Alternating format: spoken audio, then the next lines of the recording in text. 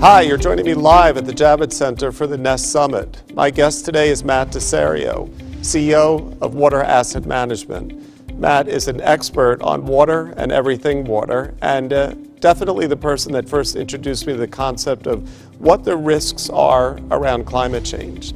First time I met Matt, he said, what are the 5 things you think about when you think about climate change? And I really thought about, bad weather, other things, rising seas, but he said that you can think about it as floods, droughts, water scarcity, extreme heat, and extreme weather events. And it did start to make me think a little bit differently about climate risk and investing and the capital markets. Matt, thanks so much for being on the show today. It's my pleasure to be with you today, Jeff.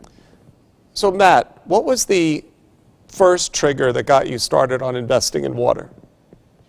Well, water, we believe, is the resource that is defining the 21st century, much like oil defined the last century. And when we looked into the industry, what we realized was that it's an industry made up of some of the best long-term businesses of any industry that we'd ever looked at before. The water industry is made up of companies that are either monopolies or oligopolies. And both types of businesses have very strong, positive, inflation-protected pricing power, which enables these companies to grow earnings and increase their dividends at a very steady rate. And when we looked at that and realized that most people don't really think about water very often, and that there was this multi-trillion-dollar capital investment super cycle underway to repair water-related infrastructure that had been ignored and ensure water quality and water supply, that's when we dropped everything else that we were doing and started investing exclusively in companies, assets, and equities in the water industry. Matt, maybe you could make some connections for us on climate change and water, because I think a lot of people think about rising sea level when they think about climate change, but there's lots of other factors at play. Can you give us some examples? Yeah, well, sure. What we often ask, everyone knows climate change, global warming is bad. But when you ask people well, why is it bad? Often you get very long, somewhat complicated answers. And what we believe, and if you think about it, the reason climate change is bad, the primary initial negative impact of climate change is on the water cycle. It's disrupting the traditional water cycle. It's making more drought and more flood. And a lot of the problems that people talk about related to climate change, such as food security issues and health issues, are really second derivatives of more drought and more flood. And the companies that we invest in the water industry, have been dealing with addressing and solving problems related to drought and flood, some of these companies literally for over 100 years. And so we believe that water investing is a direct way to play, or to invest, I should say, in climate-related problems and delivering those kinds of solutions.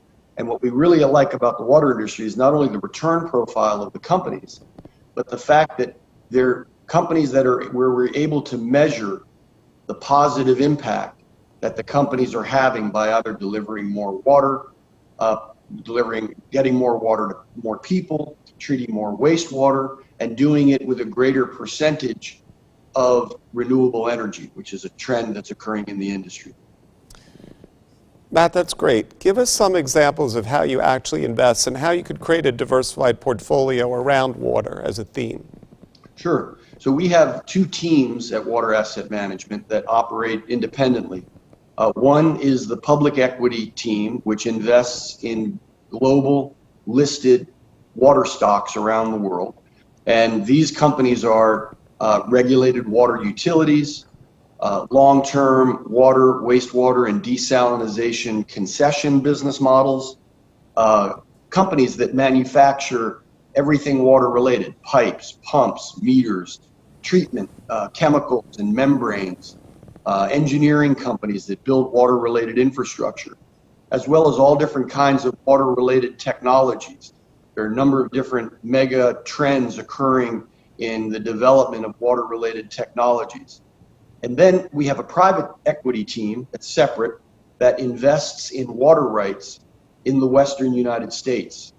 So we have two separate teams, and we invest in virtually every sector of the water industry, from regulated water utilities right through all the manufactured products, as well as directly into water rights in the Western United States. And this gives us a very deep domain experience and expertise in terms of understanding what works better and what works less in the water industry, not only to generate returns, but to solve water-related and water scarcity problems. Matt, certainly in my lifetime, it's really been only the recent history where we've seen countries that are actually running out of water. Could you address water scarcity with us? Sure. We've seen it's staggering when you look, as we do, we look very closely at these situations. A city like Sao Paulo, 20 million people, literally nearly ran out of water a few years ago. I mean, it was dead. The reservoirs, which we were monitoring the hydrology on these reservoirs, came to within 10% of literally having no water in the reservoirs. There was major cutbacks in service and water delivery during that period. A lot of people have read about what happened in Cape Town, South Africa. These are major cities that are literally coming very, very, very close to completely running out of water. And it's happening close to home as well. Water scarcity is a significant problem, not only in the arid Southwest, but there were a couple of summers ago in Fairfield County, Connecticut, not far from where you're standing. Water had to be piped from one town, which had a surplus supply, to another town in Fairfield County during a period of summer drought there. So drought is a major, major problem. It's getting worse. It's intensifying because of climate change. And the key is that, from our experience, every water problem, whether it's a quality problem or a supply problem, is solvable. What's required is both capital, will, and competence. These are all problems that are not, this isn't rocket science. It's more pipes, more pumps, more meters. It's ensuring more supply. And all of those things are doable if the appropriate amount of capital combined with competence is applied to those individual localized water supply and water quality problems. And certainly we know water is the one thing that has no alternative. When you think about impact, Matt, how do you measure impact across your portfolios? Well, we have been very active in developing water-related impact metrics, not only for ourselves, but for other significant investment institutions. And what we do is we have a survey of roughly 50 different questions that we ask all of our companies that we invest in the portfolio.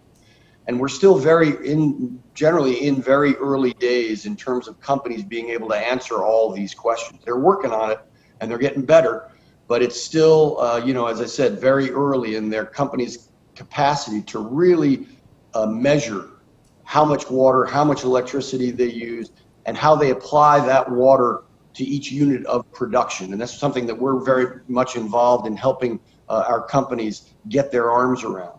But we really focus on a couple of very basic KPI, key performance indicators, to measure impact. And as I mentioned earlier, it's how much water is being delivered to how many more people by the portfolio in a given year. How much more wastewater is being treated to prevent ecosystems from being destroyed in a given year, and how much energy is being used to deliver each cubic meter or treat each cubic meter of water, and how much of that energy is coming from hopefully an increasingly renewable supply. Those are a couple of very basic but very profound and important key performance indicators that companies are having an easier time measuring, and that demonstrate the kind of impact that our water-focused portfolio is able to deliver. Matt, lastly, can you touch on things like Flint, Michigan, or Newark, New Jersey, where we're dealing with toxic water systems and delivery? How does that affect the portfolio investments that you make?